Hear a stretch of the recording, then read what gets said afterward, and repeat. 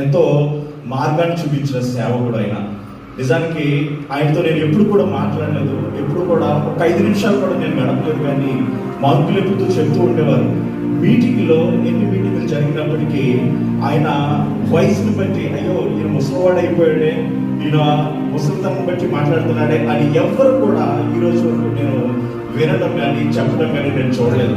ఆయన శారీరకంగా బలహీనుడేమో కానీ ఆయన ఆంతరిక పురుషుడు ఏమవుతుందంటే దరిద్రము నూతనపరచబడుతుందంట. బలమైన ఆత్మ కలిగిన సేవకుడు ఈ రోజుని ప్రపంచ వ్యాప్తంగాను ఈ కోవిడ్ దేశంలో అనేక సంఘాలు కట్టడం కానీ, అనేక మంది సేవకులు తయారు చేయడంలో కానీ ఆయన ఎంతో బలమైన ఆదర్శంగా మనకందరికీ కనబడుతున్నాడు. వాస్తవానికి ఆయనతో సంబంధం లేనివారు, ఆయన బంధువుల్ని, ఆయన చుట్టాలని సేవకులుగా చేసుకోలేదు, కానీ తెలియని వారిని, దేవుని యథార్థమైన సేవ చేయగలిగిన వారిని అందరినీ కూడా ఆయన ఏర్పరచుకుని దేవుని సేవలు బలంగా నడిపించే గొప్ప ఆదర్శపరంగా ఆయన మనకు కనబడుతున్నాడు.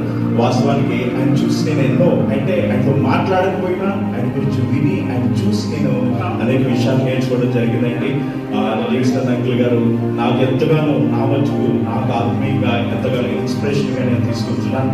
అలాగే ఇక్కడ వారందరూ కూడా ఆయన ఆదర్శంగా తీసుకొని ఆయన ఏ రీతైన సేవలు కొనసాగించాడో, ఏ విధమైన విశ్వాస జీవితాన్ని, విశ్వాస యాత్రను ఆయన ముగించుకున్నాడో, అపోస్తలుడైన పౌలు గారు అన్నట్టు ఆ పరుగులో తొదపెట్టించాను, ఆ విశ్వాసాన్ని కాపాడుకున్నాను. అటువంటి విశ్వాసము, అటువంటి యాత్ర జీవితము అందు ద్వారా మనం కూడా నేర్చుకొని మనం కూడా మనందరూ రీతి ఉండాలని ప్రభు పేరట మనం చేసుకుంటున్నాయి.